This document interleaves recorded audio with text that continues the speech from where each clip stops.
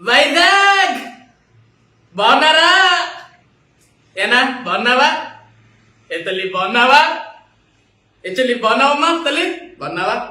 మా చాలా చాలా సంతోషంగా ఉంది ఈరోజు వైజాగ్ లో మీ అందరినీ కలుసుకోవడం. చాలా అంటే చాలా సంతోషంగా ఉంది. ఈరోజు మీ బిడ్డ, మీ అన్న, మీ జగన్ మీ ముందుకు ఎందుకు వచ్చాడో తెలుసా? మీకు తెలుసా? ఎంత నీకు తెలుసా? ఎంత నీకు తెలుసా? అలా నీకు తెలుసా?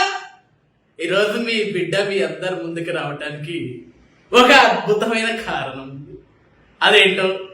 అదేంటో తెలుసా? మీ బిడ్డని మళ్ళీ మీరు గెలిపిస్తే 2024లో మన వైజాగ్ లో అద్భుతమైన సెక్రటేరియట్, అద్భుతమైన సచివాలయాన్ని మీ బిడ్డ కట్టబోతున్నాడు. ఒక అవకాశం ఇస్తే మళ్ళీ మీరు విశాఖపట్నాన్ని తీర్చిదిద్దుతాడు మీ బిడ్డ. ఈరోజు అందుకే మీ బిడ్డ మీ అందరి సమక్షంలో ఆ సచివాలయం నమూనా ఏ విధంగా ఉంటుందో చూపించేదానికే ఈరోజు మీ బిడ్డ మీ మధ్యకు వచ్చాడు. అందరూ కూడా జాగ్రత్తగా చూడండి, ఆశ్చర్యపోతారు. మీ బిడ్డ చూపించే నమూనాను చూస్తే మీ అందరికి ఆశ్చర్యం కలుగుతుంది. ఇది ఎక్కడో చూసామే అని ఇంకొక వెంటనే మీ మెదడులో ఒక ఆలోచన వస్తుంది. చూస్తారా? సిద్ధమా?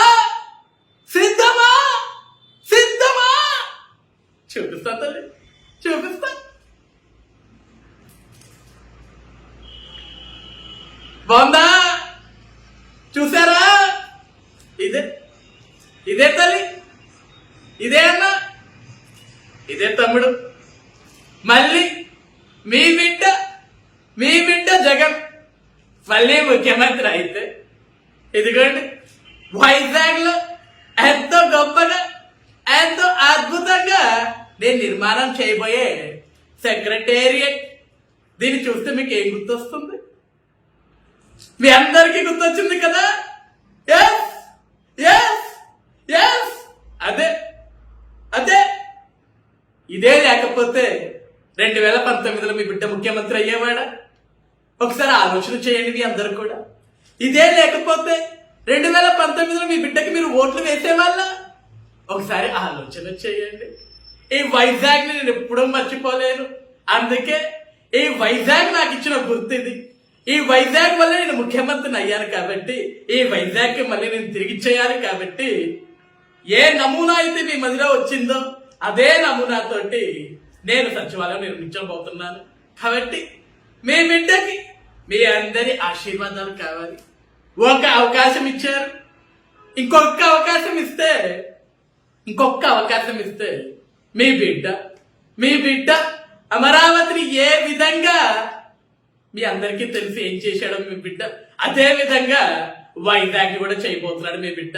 కాబట్టి తల్లి, అక్క, ఆలోచన చేయండి.